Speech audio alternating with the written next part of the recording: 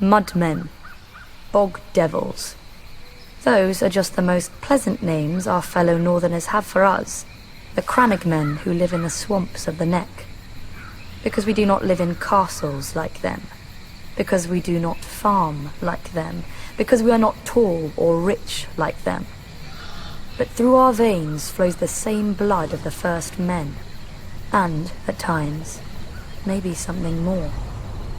We still live much as they did, on floating islands in houses of thatch and woven reeds. We fish, hunt, and tell our children of our heroes. The knight of the laughing tree who fought in the year of the false spring. The last marsh king who challenged the Starks and lost his crown and his daughter. And other stories, older still, since lost to the world. The neck was not always a swamp. In the Dawn Age, it was as dry and fertile as the rest of the north. But during the war with the first men, the children of the forest brought down the hammer of waters on the neck, trying to break Westeros in two. When the waters finally receded, they left the bogs and swamps we know today. Many of the first men decided to fight on, but my ancestors wisely chose to heed the children's power and advance no farther. They beat their swords into frog spears and fish hooks, and settled a land forever devastated by the folly of war.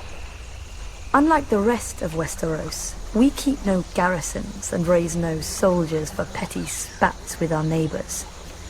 Our land protects its own. An outsider will find in the neck an endless morass of suckholes, quicksands, and green grass that looks solid to the unwary eye, but turns to water the instant you tread on it. If you're lucky enough to be armoured, you'll only drown inside your own steel. If you're not, you get to meet what swims in that water. Serpents and monstrous lizard lions with teeth like daggers and never enough to eat. Don't worry. Only your horse will live long enough to feel their poisons burning through it.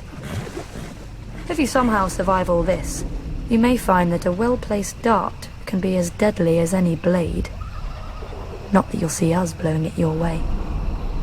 Since the fall of the last Marsh King, House Reid has ruled the neck beneath the banner of a black lizard lion on a grey-green field. We are not wealthy, powerful, or known even to our own countrymen. Our home, Greywater Watch, is no castle you've ever seen. And seeing it once does not mean you'll ever find it again. For Greywater Watch moves. Many would-be conquerors have died trying to find us. With war all around and our Stark Lord besieged on all sides, many more will doubtless soon try. They will look at us on a map and see a stranglehold for the north. And they will forget that the sea itself once entered the neck, and not all of it returned.